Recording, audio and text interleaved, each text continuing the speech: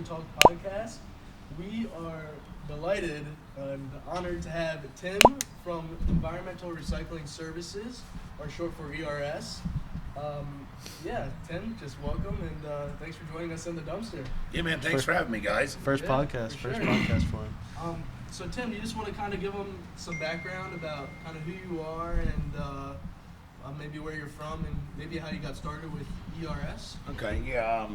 So I grew up in Maryland, a little town called Jarrettsville, and I got into this at a very young age, and now I cover, baler and conveyor maintenance pretty much from New Jersey to Florida.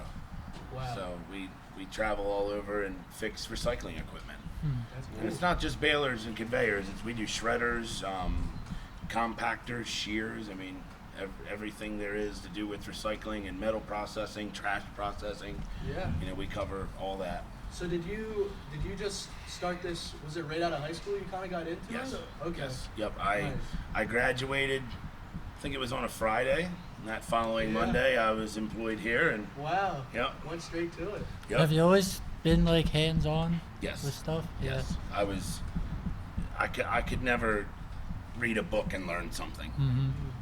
I feel you. I was terrible in school as far as grades went, but if it was something that I could physically fix with these, Yeah. look out, Yeah, sure. So did you have like other jobs kind of related, like in high school, kind of related to this industry, like kind of made you think like you would go to it after high school then? Yeah, I mean, I did some automotive work for a few years, and that kind of paid for my gas and my cigarettes. Sure. And that's what I did all through high school, and then I started doing this on the side, and then when I graduated, I was offered a full-time job, Wow. and I climbed right up the ladder pretty quickly Yeah. here. That's So- awesome. Well, yeah, it's basically for the viewers, how we know Tim, he basically comes and the main thing we have him here for is to fix the baler. So whenever that thing goes down, we're kind of down and out. Probably almost every other week that shit goes down. Yeah. You're good. You're fine. You can cut it out. But basically, I'm sure you get to see. You were just mentioning it within the industry. You get to see a lot of different cool machines, and just you said like the shredder. Yes. We got to see Northeast in Philly their shredder. And it's just crazy. Like it does everything for them. Like it sorts into different rooms and stuff. Oh yeah, It's interesting to see. Only thing you got to do is feed it, Yeah. and Yep. it takes care of the rest. Yep. You have a pile of wire, pile of aluminum, pile of rubber. It just separates the whole thing. It's pretty neat. It's pretty cool to It's see. Very, very expensive, high maintenance systems. Yeah. You know. Yep. Do you ever do you think like I don't know, I feel like if I came to the yard and I'm not here every day and I went to look at the baler, like do you ever get like intimidated by a job or like or just like when you run into a problem that you're troubleshooting and everything that you've ran into, in your life, you kind of try to put it all together and think, hey, maybe like I think this might be it, but you're still not sure, and the customer has faith in what you say. So like if you say, hey, like I think it needs this part, I'm actually 100% sure it needs this part, and let's say that part is $10,000. The whole time you're waiting for it to get here, you're like, oh man, like if I put this on and it doesn't work, I'm gonna look like an idiot, Yeah. But usually, I'll spend 10 hours trying to prove something before we pull the trigger on something like that. Yeah. But even when you're sure, you have that thing in the back of your head, and you're like, oh man, like Yeah. what if this doesn't do it? You know what I mean? For sure. Did you kind of like in the beginning? Did you have any like people like? Did you know right away kind of how to change and fix the machinery and stuff, or did you have like people that kind of helped you learn how to do it? I came into it pretty much knowing how, I understood how to turn wrenches and how to weld and stuff, but like I didn't really know too much about electrical and, being able to troubleshoot hydraulic issues. And my mentor was a man named Henry. He's actually one of the founders of this company. Okay. Got it. He literally, I mean, the man taught me everything he knew, and I just absorbed everything he showed me. And then I also learned a lot of stuff on my own, like stuff that he didn't even get into. You know, because when he was young and got into this, balers didn't have computers in them, and they didn't have touch screens. Now they're way more sophisticated than they used to be. Yeah. So we've gotten into I have 2 laptops with all the software to be able to program machinery and be able to look at inputs and outputs, and Wow. it's pretty interesting. Would you say like that's one of the hardest parts of like the electronical side of it, or what's like the hardest part about fixing like a baler? The hydraulic part is probably the hardest Okay. because you can't see it. Got it. So You can't physically see. for the people that don't know, what's the hydraulics do in the baler kind of? It powers your rams, your gatherer ram, your ejector ram, your door, your wire tires, all ran hydraulically. Okay. It's all ran with pumps and relief valves and hoses and Yeah. So if that goes out, we're done. yeah. Pretty much. So they call the hydraulic tank the actual power unit. That's what provides power to the rest of the machine. Yeah. Okay. So. Got it. And so that you can't see that basically? Or Well, you can physically see it, but knowing where the oil's going, Okay. hydraulic oil travels the path of least resistance. Got it. So I mean, if you're trying to figure out, why you don't have pressure or why you're not getting oil here, or when you go up and hit the joystick, to make the ram go forward, I mean, you have an input back to your computer. Your computer sends an output to drive the pumps and all the valves to control that function. So a lot of things happen when you hit that joystick. You probably don't think about it, but it's a lot is happening For sure. to do that function. You could definitely like hear it too. Like Yeah. sometimes the ram would like get stuck if you like try to push it. So what would that be like? That the hydraulic is just not flowing through there correctly, or? Well, no, you probably have the hydraulic pressure that you need. It might just be jammed, when you say you jam it up, I mean, they do get stuck. I mean, they're not unstoppable. You know What's what I like mean? what do you think's the biggest, like going to a job and you first get there, what's the biggest mess or biggest like jam you probably ran into? Ooh, that's a big one. I ran into a jam one time where a piece of 3/4 inch pit plating got peeled up on the conveyor and ran up the belt. They dropped it in the baler. Operator said he didn't hear it. And he ran the ram in, and it didn't shear. It folded up underneath the blades, and the ram ran all the way in, full wow. forward. Really? So So it it was was stuck underneath of Yeah, it. 3/4 of an inch. And we had to cut the plate out and cut the shear beam bolts off. Had to jack it back with a 100-ton jack. It was like a 3-day ordeal, Yeah. Yeah. just because somebody claims that they didn't hear something. Yeah. I mean, it's 3/4 inch plate. I mean, he heard it fall in there. Yeah. You know what I mean? I'm And then sure it went bang. And that goes to like like you were saying, like that had to be so satisfying after that third day, just to see it out of there and to see the thing running again. Oh yeah. Like that's kind of what you said drives you a little bit. Yeah, it's the sense of accomplishment. It's huge. It really is. The end result. It is. Do you There's think not. that's important for people to have like a goal or something every day or something that they feel accomplished? Absolutely. That's more important than being the president of the United States to me. Yeah. It's not. It might not be the purpose that everybody else wants, but it's your purpose. You got to have your sense of purpose, and this is what you're meant to do, and you gotta be good at what you feel like you're meant to do. Yeah. Be proud of it too. Yeah. I feel like a lot of kids in our generation just kind of feel lost and they don't really have a purpose for like what they want to do in life. They don't have a purpose, and I think a lot of them are afraid to try because they're afraid of failing. I mean, that's just silly to me. That makes no sense. Failing's like the part of everything. Like you have to Yeah, fail yeah.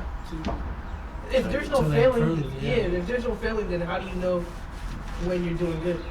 Exactly. Right. If you never failed. Right. No, I mean, some of the most successful people have failed. Over and over and over again. Everyone does, yeah. Like there's a guy who does Family Feud, Steve Harvey. Steve Harvey, yeah. He at one point he was homeless, living in his car. I mean, did he stop? No. Just kept going. And also, I believe he was like in his 20s or 30s too. Yeah, he was young. A lot of these guys, like all these actors, they struggled. Dwayne The Rock Johnson, he does a lot of podcasts about like motivational talks. You know what I mean? You know, you can't be afraid of failure. If you're afraid of failure, you'll never know what you're good at. Gotta keep a good mindset. You know what I mean? And I don't, like I was telling you earlier when we were talking, I mean, I don't care if you're working at McDonald's making French fries. It's not the best batch of French fries every time, and you know, then what are you? What's the point? You know what I mean? Are you there for a paycheck, or are you there to do your job? I mean, obviously we all want money. Yeah. You know, everybody wants money, and you got to be, you know, if you stand out from everybody else around you, money will come. For sure. You know, no matter what it's in. You know, if you prove to, you know, an employer that you are, you know, better than the other guys working around you, you know, that stands out. It might not be instant. I think a lot of people are, you know, wrapped around instant gratification these days. Yeah. You know, I started doing this. I'll be honest. I started working this job making $12 an hour out of high school, and that was big money back then for me. You know, that was huge. I was making $7.50 an hour fixing cars. That's great. You know, so I was all over that. Yeah. You know, and you know now I'm make a very good living for myself, but I mean that didn't happen overnight. You know, you're not going to make what you want to make, but just because you think that's what you know, just because you think you're worth that, you have to prove that. Yeah. You know, Sure. we have to prove it every day. It's all about keeping a good mindset. Yeah. Are you do you live around the area, or are you still from? I live in Maryland. You live in Maryland Yep. still? Yep. Cool. Okay. And is a lot of your job, or you said you work really all over the East Coast, kind of? Yeah, we're all up and down the East Coast, but we mainly stay in Pennsylvania and Virginia. That's where most of our stuff is. So we have a lot of customers in Maryland too, but we have a lot of people up here. And what's like your main role at ERS, or what's like your day-to-day look like? My day-to-day is probably 35 phone calls. Oh wow. Yeah. Just figuring out where you have to get people. Figuring out where we have to go. You know, most of it's scheduling for other stuff, tracking down parts, making sure everybody has what they need, checking in on the guys, making sure they're okay. It's kind of like a manager, still service tech type deal, you know. And how many people would you are on your team total? It's including me. It's just 4 of us. 4. Okay. And then we have another girl in the office who basically runs just about everything, as far as like the planning and all that stuff. And so how's that work? Are you guys like you 4 guys are the team, the whole East Coast, kind of? Yeah, pretty much. Travel and You stuff. guys travel like together, or sometimes you guys do like separate? A lot of times we travel alone, but if it's, you know, we have enough experience, you know, when certain problems come up, we know how many people it takes. I mean, sometimes it's just nice to have another guy with you just to bounce ideas off of, to kind of reel you back in when you're out in left field, you know. For sure. It's like sometimes, I mean, you can really lose yourself trying to figure out this stuff. I mean, stuff that doesn't even make sense, you know, in a clear mind. Makes sense sometimes. Yeah. And it's nice to just have somebody to be like, hey, come back. For sure. Yeah. So, did you, the people on your team, were they like your friends, or just how do you? Actually, my younger brother works under me, Okay. and Nice. two of my good friends work for me. Is it Chris? Is that your? Yeah. I saw his name tag on it. I kind of thought it was. You guys look very similar. Yeah. That's my younger brother. Cool. Okay. He's a phenomenal mechanic as well, and we were kind of struggling to find other help, you know, and I've been with the company for, you know, 16 years at this point. I mean, we had a lot of people come and go, and I mean, people lie in the interviews. They lie on their resumes. They tell you they can do all this stuff, and sometimes you're wondering how they made it through life this far. You know what I mean? You're like, whoa.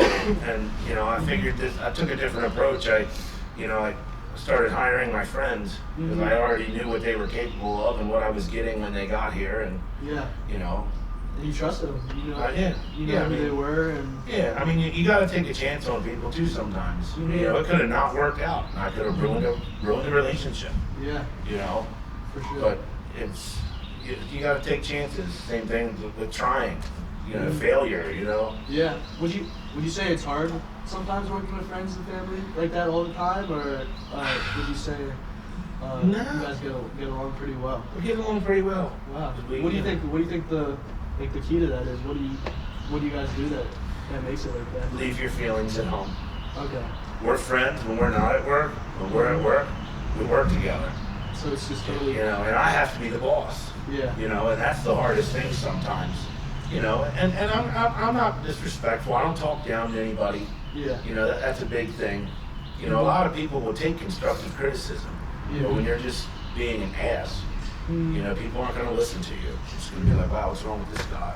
You know what I mean? Yeah. So, but it works out. Me and my brother are real tight. Me and my brother have never had an argument. Okay. In our adult years. Yeah. Yeah. You know what I mean? For sure. I think that's one of the hardest things, like when you're a boss and also working like with your friends. It's like it's a hard balance to kind of get, because you don't want to. On one side, you don't want to hurt their feelings, but on the other side, you're trying to do what's best. Right. For the business too. So Right. it's hard to. Oh, absolutely. It's definitely hard to Absolutely. have that balance. But everybody that's with me is on board with what we're trying to do here, and you know they know how important their role is. You know, you know what I'm saying? Yeah. Like I let them know that they're needed and they're appreciated, and For sure. you know, and we reward people handsomely Yeah. with pay raises and vacation times. We usually. If somebody needs something, we'll get it for them. You try to help everybody out. If you keep morale boosted, Yeah. I mean, you get so much out of people. For sure. You know, Just treating your employees. If you just treat them fair. Yeah. That's all it is, and that's all I've ever done to everybody, and I've gotten very, very good results out of it. Sure. For sure. So. Yeah, that makes tons of sense. Advice. Yeah. I mean, nobody wants to be out at 9 o'clock at night covered in hydraulic oil. Yeah. But like, if you're doing it as a team, Yeah. it's cool. It's cool to look at that and be like, wow, that sucked, but man, it's done. Teamwork makes You the know? dream work. Yeah, right. And you all get satisfaction out of it at the end of the day. Absolutely. Like you did. Again, you did something. Yeah, You did it absolutely. together, so Yeah. it makes it that much better. Yep, you pulled it off. For sure. I know you were talking earlier about like the traveling. Would you say you like the traveling side of the job, or not too much?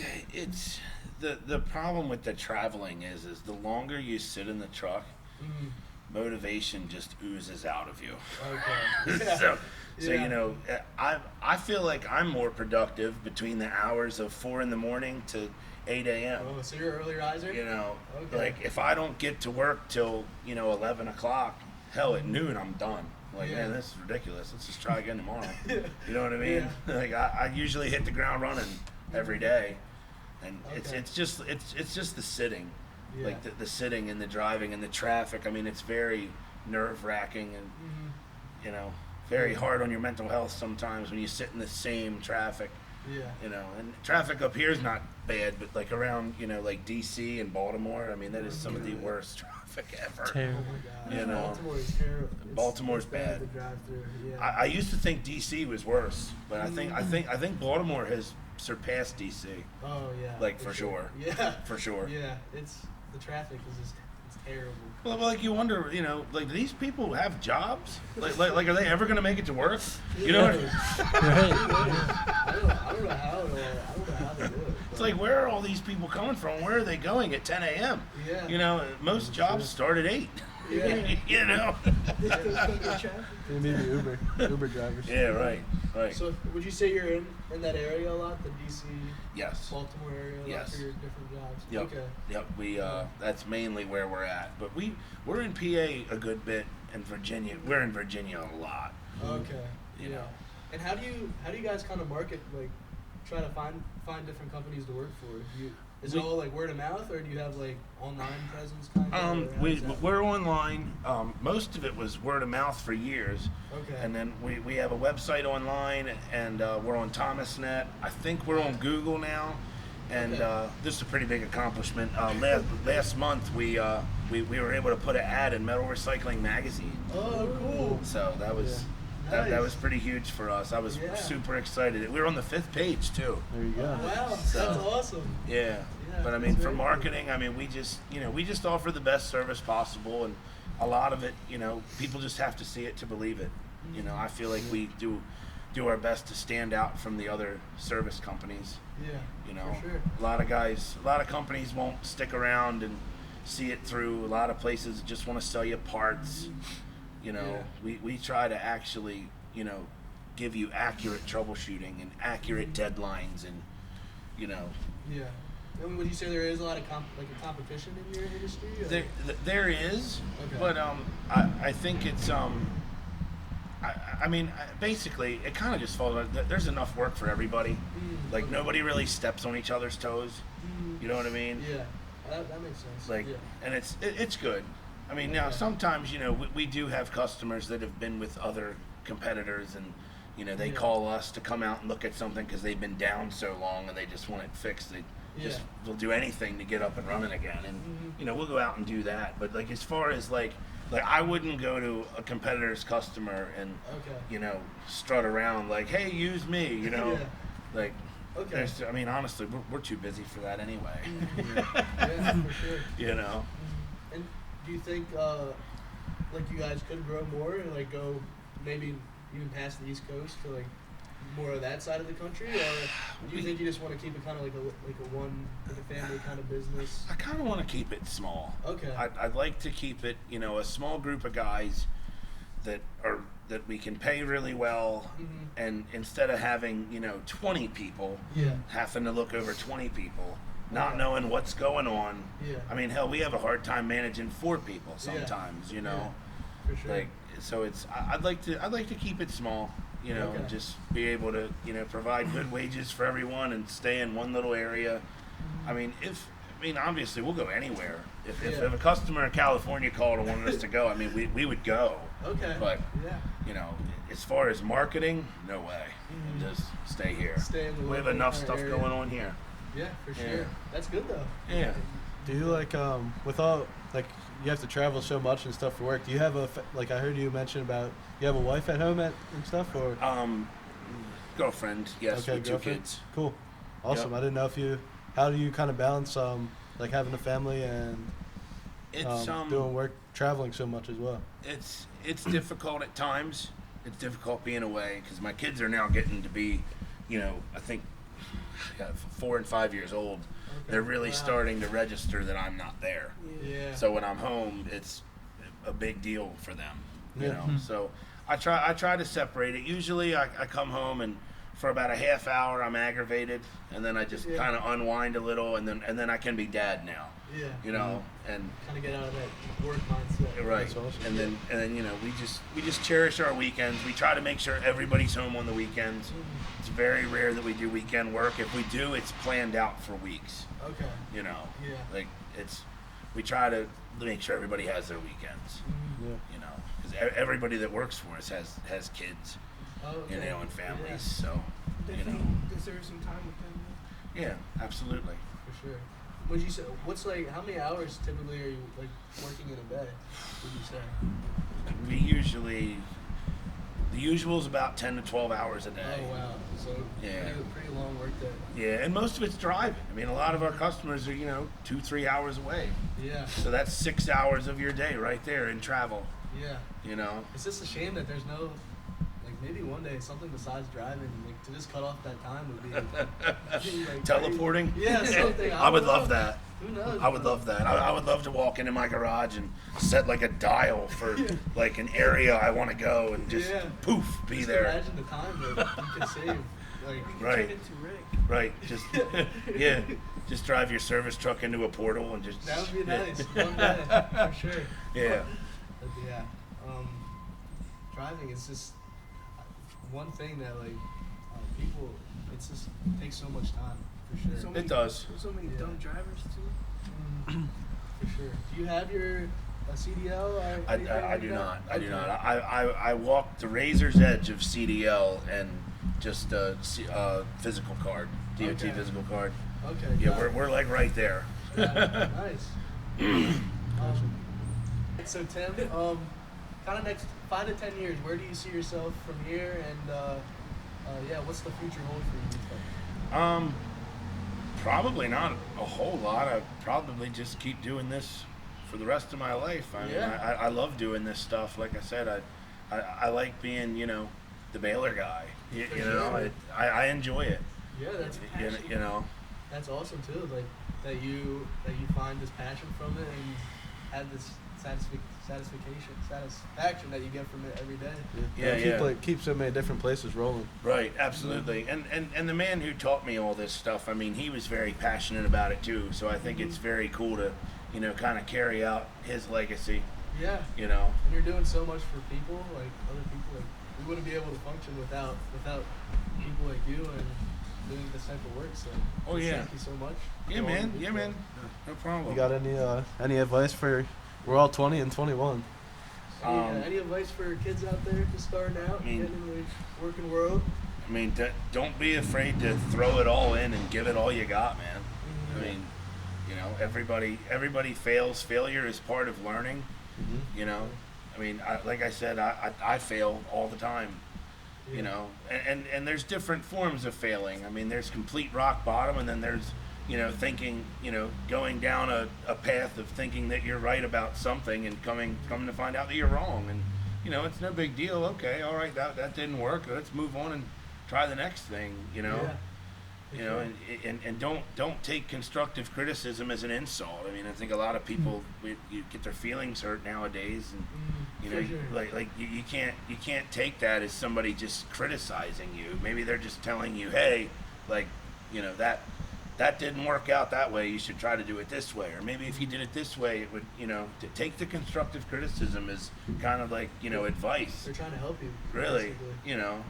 I mean, some people have different ways of providing it. Some people like to yell, Yeah. you know, Yeah.